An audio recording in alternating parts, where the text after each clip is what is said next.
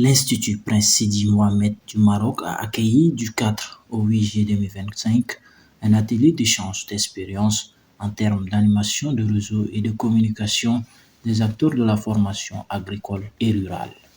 Faire vivre un réseau est le thème principal de cette rencontre qui a réuni 8 réseaux nationaux formels et 3 réseaux nationaux en cours de construction.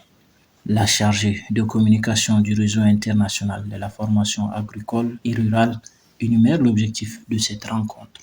L'objectif de cette rencontre, c'est de pouvoir échanger les pratiques entre réseaux nationaux qui sont à la fois formalisés ou non, entre 10 pays d'Afrique, le Maroc, le Sénégal, la Côte d'Ivoire, le Togo, le Bénin, le Burkina Faso, le Mali, le Cameroun, le Tchad et Madagascar. On est tous réunis ici au Maroc pour pouvoir partager nos démarches et nos outils sur la communication et pour que chacun puisse repartir ensuite dans ces pays avec une feuille de route et des outils concrets à mettre en place au niveau de l'animation de réseau et de la communication de ces réseaux nationaux des professionnels de la formation agricole et rurale.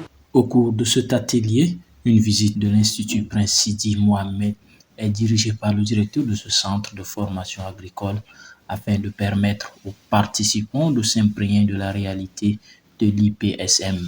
Cette visite a permis de comprendre le fonctionnement du dispositif de la formation de ce dit centre. Les participants à cet atelier livrent leurs impressions de satisfaction. C'est très intéressant. Faire vivre le réseau. Nous savons tous que nos réseaux nationaux ont besoin de dynamisme, qu'ils ont besoin de vivre.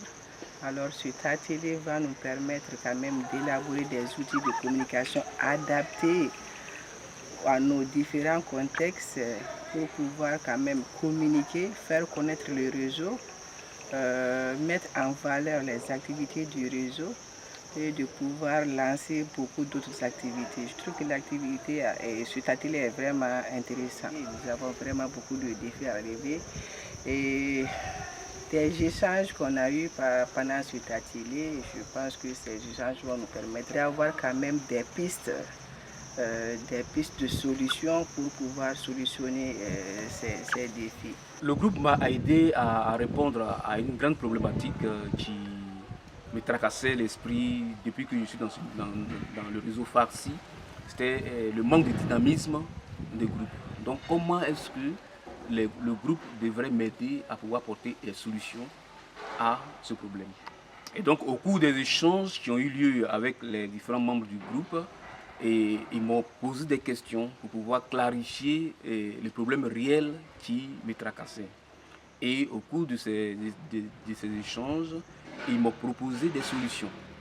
Parmi ces solutions, il s'agissait d'identifier l'intérêt commun des membres du réseau. Deuxièmement, il fallait renforcer les capacités des membres à l'ingénierie de la formation, par exemple. Troisièmement, il fallait aussi identifier parmi ces membres-là ceux qui sont réellement motivés à pouvoir accompagner la dynamique du groupe. Et parmi ces membres identifiés, c'est ceux que nous devrons former une équipe restreinte pour pouvoir enclencher la dynamique du groupe. Pour rappel, le réseau phare est créé en 2006 par des acteurs de la formation agricole issus des différents pays du continent africain. Il compte à nos jours 19 pays membres avec 8 réseaux nationaux formels et 4 réseaux nationaux en cours de construction.